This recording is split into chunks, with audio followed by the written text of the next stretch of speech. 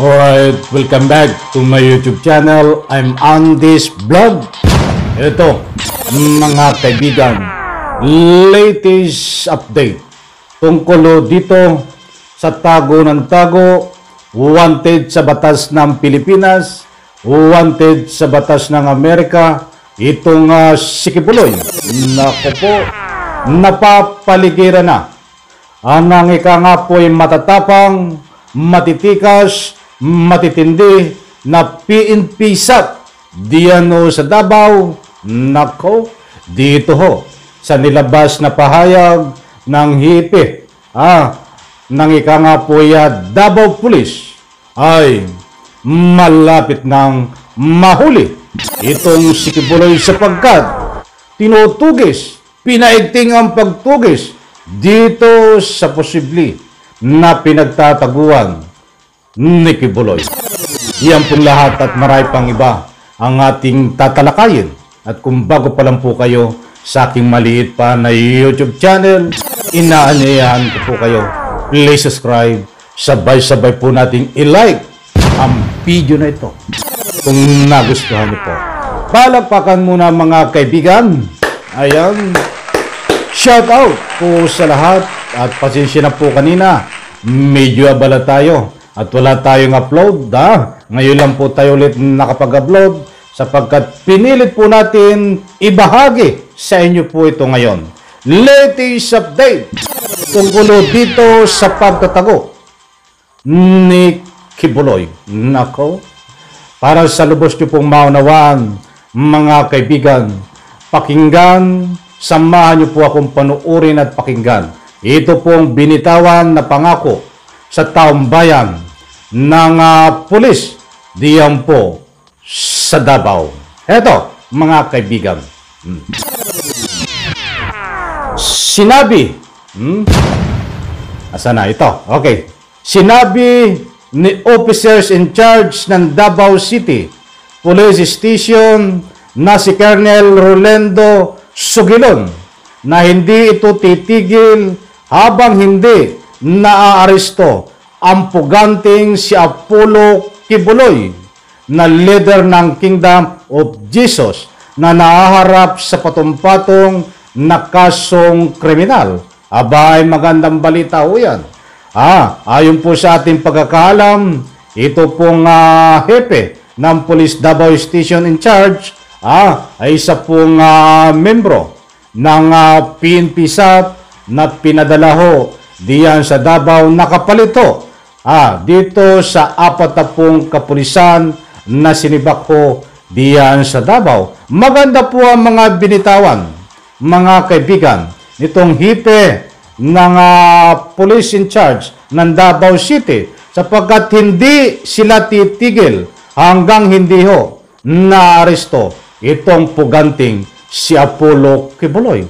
Magandang balita po mga kaibigan sapagkat ilang araw pa lang ho sila diyan po sa Davao, approximately wala pang isang linggo, ay nagatid na po nito mga ganitong pangako sa taong bayan na dapat ho, hindi ho ito mapako.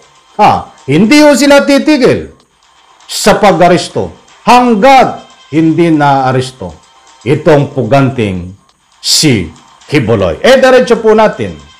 Anis Sigilon, puspusan ang pagbabantay ng mga tracker teams mula sa Kalinan Police Station at sa Susa Police at Sasa Police Station sa mga lugar na posibleng pinagtataguan ni Kibuloy sa syudad. Aba, talagang nagpadala na ho ng mga tracker teams mula sa Kalinan Police Station at Sasa Police Station sa mga lugar na posibleng pinagtataguan ni Kibuloy. Naku po, ay wala ka ng lusot dito. Sapagkat alam ko ho, ay itong PNP SAP ay gumagalaw ho, ginagapang kung saan man nagtatago itong si Kibuloy. Ayaw ko munang bigyan at pangalanan kung saan lugar po ito nagtatago. Ba't tayo po ay nakakatunog ayon sa mga impormasyon nating nakuha ay tukoy na ang posibleng pinagtataguan ni Kibuloy. Ayaw ko namang ipahayag kung saan sapagkat baka po tayo maunahan. Ay baka makatunog si Kibuloy. Ay biglang magtumakbo doon sa kabilang tunnel. Yan ay isang public opinion. Punto de vista mga kaibigan na nagbabase ho tayo. Diyan po sa galawan ng PNP ngayon. Hindi po magsasabi ang PNP na ika nga po diyan nagtatago ngayon si Kibuloy at tukoy na. Malalaman po natin na lang sa galawan po ng PNP SAT. Alam ko po, hindi po ito titigil hanggat hindi nahuli si Kibuloy. At isang umaga, pagising natin, makikita natin si Kibuloy ay nakaharap sa social media na nakapusa po yan. Tandaan po natin mga kaibigan sapagkat iba ang karisma ng PNP SAP na bagong talaga ngayon ho diyan sa Davao kaysa sa karisma, kaysa sa galawan ho na dating pulis na mga bata ho ng ilang politiko diyan po sa Davao na mga bata ho tuta ng mga Duterte at siyempre nasilaw ho sila sa kumikislat na kayamanan ni Kibuloy. Okay, alam ko nakuha nyo ang gusto kong ipunto. Diretso po natin. Samantala, sinabi ng National Bureau of Investigation, NBI, Southern Mindanao na patuloy pa rin ang kanilang paghahanap laban kay Kibuloy. Gayon din ang monitoring sa kanyang posibleng kinaroroonan. Abay, mabanggit ko nga ho. Tandaan po natin itong pangalang NBI. Hindi po naman lahat ng NBI ganito ang impression natin. Sapagkat ito pong NBI na ito ay mulat sa pool. Diyan po sa NBI Davao, shout out. Paglabas po ng warrant of arrest, ito po ay kasama na sa mga nag-serve ng warrant of arrest po diyan sa ika nga po ay mga pagmamayari. Ni Kibuloy, pinasok ang isang gate, kasama ang kapulisan, kasama ang NBI before, na imbes tumakbo doon po sa mga lugar na dapat tingnan ay nakipagbiso-biso pa, nakipagkamayan, mga kaibigan. Hindi po tayo nagpapakalat ng fake news, on the record po yan. Halongkatin nyo po ang mga nakaraang kong vlog, halongkatin nyo ang mga pinalabas sa malaking stream media nung actual na nagsiserve ng warrant of arrest itong PNP before Davao na mga nirelieve kasama ang NBI na nag-serve ng warrant of arrest diyan ho sa pagmamayari at ari-arian ni Kibuloy. Subalit pagpasok ko sa gate ang ginawa red carpet, biso-biso kamayan. Naku po, ganyan ba ang magsiserve ng warrant of arrest? Ang pagkakaalam ko ho, ayon sa aking pagsasaliksik at ayon din po sa ating pag-aaral, pag nag-serve ka ng warrant of arrest, kausapin mo ang isang tao kung sino dapat kausapin at magpaalam ka. At kung sino man tao doon po sa lugar, ay kontrolado muna yan para hindi magbiso-biso, magkamay-kamay, magyapos-yaposan. I-control mo yan sa isang tabi. At itong mga nagsiserve ng warrant of arrest, NBI at police, ang dapat ginagawa ho, tinitingnan ang sakop na pag-aari kung saan kayo nag-serve ng warrant of arrest para tingnan kung nandoon ho si Kibuloy. Ay habang nagbiso-biso kayo diyan, habang kayo ay nakikipagkamayan, habang kayo ay tumutulay sa red carpet, nakatakbo na si Kibuloy. Hindi nyo alam ay nandyan lang si Kibuloy. Subalit nakatakbo na. Ay haba tayo dun eh. Sa pagkatutulan po ang ating binibigyan ng public opinion. Mantakin mo. Inuuna nyo yung biso-biso sa pagsilbi ng warrant of arrest. Hindi ho. Dapat ang unahin nyo ang gusto kong ipunto. Ay magkaroon po kayo ng ikangay paggalugat, tingnan kung nandoon si Kibuloy.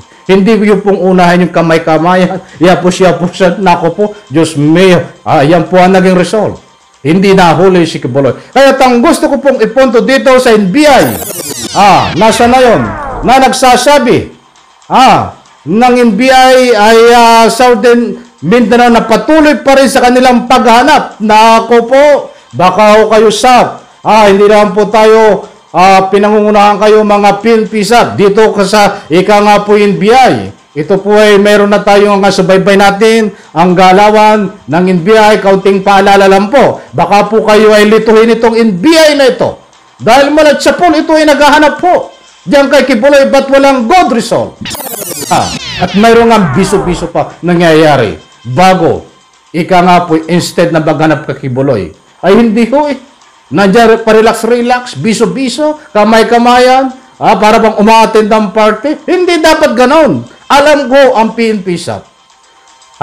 Pag tingnan po natin ang galawan ng PNP-SAP, ito, itagaan nyo po sa bato. Kapag nag-serve po ng warrant of arrest at nag-serve sa isang lugar, tingnan nyo po, tatakbo yan sa isang lugar. Mabilis. Hindi po makipag-biso-biso yan. Yan po ang kaibahan ng PNP-SAP between dating PNP na nakatalaga dyan, between itong mga NBI na di umano, kaya hindi nahuhuli.